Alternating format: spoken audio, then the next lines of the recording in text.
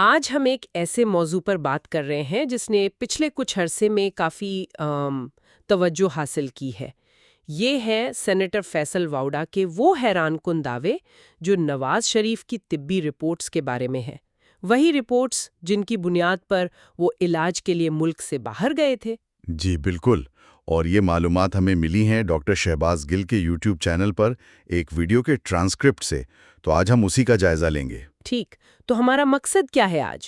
مقصد یہ ہے کہ ہم سمجھیں کہ اس ذریعے میں کیا اہم باتیں کہی گئی ہیں، خاص طور پر یہ الزامات ہیں کیا، یہ رپورٹس مبینہ طور پر کیسے تیار ہوئیں اور ان کے ممکنہ اثرات کیا ہو سکتے ہیں۔ چلیں شروع کرتے ہیں۔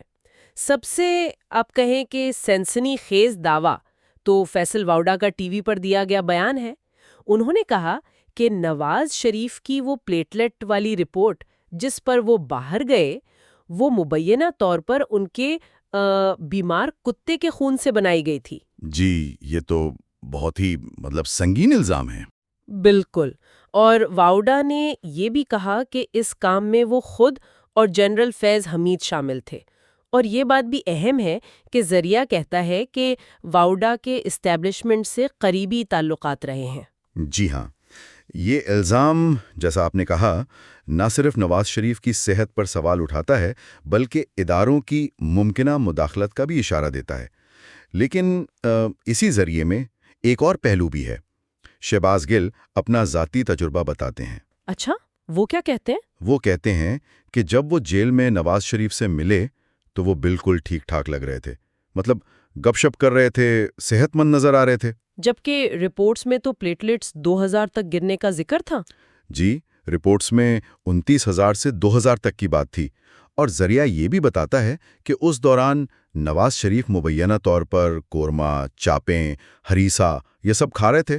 تو کیا ذریعہ یہ کہہ رہا ہے کہ بیماری اتنی شدید نہیں تھی؟ دیکھیں، ذریعہ براہ راست نتیجہ نہیں نکالتا، لیکن وہ گل کے مشاہدے اور واؤڈا کے الزام کو ساتھ رکھ کر سننے والے کو سوچنے پر مجبور کرتا ہے۔ ٹھیک، اچھا پھر میڈیکل بورڈ کا کیا ذکر ہے؟ جی، اس پر بھی بات ہوئی ہے۔ رپورٹ کے مطابق بورڈ کے سربراہ تھے ڈاکٹر محمول ایاز، وہ اس وقت سروسز انسٹیٹیوٹ کے وائس چانسلر تھے۔ اور ذریعہ کہتا ہے کہ انہیں بعد میں کنگ ایڈورڈ میڈیکل کالج کی وائس چانسلرشپ ملی۔ جی، اور ذریعہ اسے ایک طرح سے انعام کے طور پر پیش کرتا ہے۔ بورڈ میں ڈاکٹر کامران چیمہ، ڈاکٹر عارف ندیم، ان جیسے اور ڈاکٹرز کا بھی نام ہے۔ یہ تو ہو گیا انتظامی پہلو، لیکن کیا یہ ممکن بھی ہے؟ طبی رپورٹس میں اس طرح کی گڑبڑ تکنیکی طور پر ہو سکتی ہے؟ ہاں، اس پر بھی بات کی گئی ہے۔ دیکھیں، آسان لفظوں میں جب خون کا نمونہ لیتے ہیں تو ٹیسٹ ٹیوب میں کیمیکل ہوتا ہے EDTA جو خون کو جمنے سے روکتا ہے۔ جی، اگر وہ کیمیکل ٹھیک مقدار میں نہ ملے یا صحیح طرح مکس نہ ہو یا پھر خون کا نمونہ کچھ دیر باہر پڑا رہ جائے تو پلیٹلیٹس آپس میں جڑ سکتے ہیں۔ اچھا، اور جب مشین یا خوردبین سے گنتی کی جائے گی تو وہ جڑے ہوئے پلیٹلیٹس شاید ایک ہی گنے جائیں یا نظر انداز ہو جائیں، تو نتیجہ اصل سے بہت کم آ سکتا ہے۔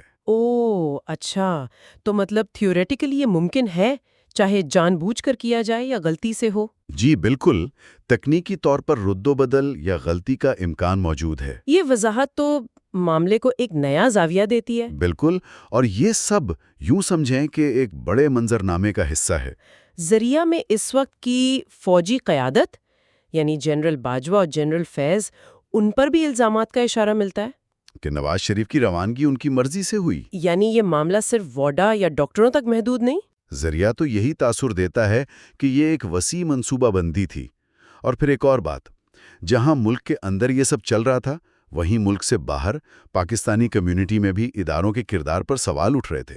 آپ امریکہ میں ہونے والے احتجاج کی بات کر رہے ہیں؟ جی، امریکہ میں ٹیمپا، فلوریڈا میں آرمی چیف عاصم منیر کے دورے پر جو احتجاج ہوا، ذریعہ بتاتا ہے کہ مظاہرین پاکستان میں مبینہ طور پر قانون کی حکمرانی، آزادی اظہار اور انسانی حقوق کے مسائل پر آواز اٹھا رہے تھے۔ اور بیلجیم میں بھی ایسے احتجاج کی بات تھی؟ جی ہاں، وہاں بھی منصوبہ بندی کا ذکر ہے، تو یہ ایک عالمی تناظر بھی بن جاتا ہے۔ تو اگر ہم خلاصہ کریں، ایک طرف فیصل واؤڈا کا یہ انتہائی متنازع الزام ہے کہ رپورٹس جعلی تھیں، کتے کے خون سے بنی۔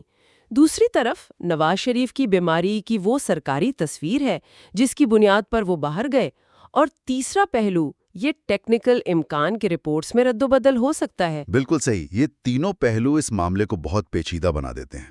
تو آخر میں کیا اہم نقطہ ہے جس پر ہمیں غور کرنا چاہیے؟ دیکھیں، اس ذریعے میں جو معلومات اور الزامات پیش کیے گئے ہیں وہ ثابت ہوں یا نہ ہوں، ایک سوال ضرور پیدا کرتے ہیں۔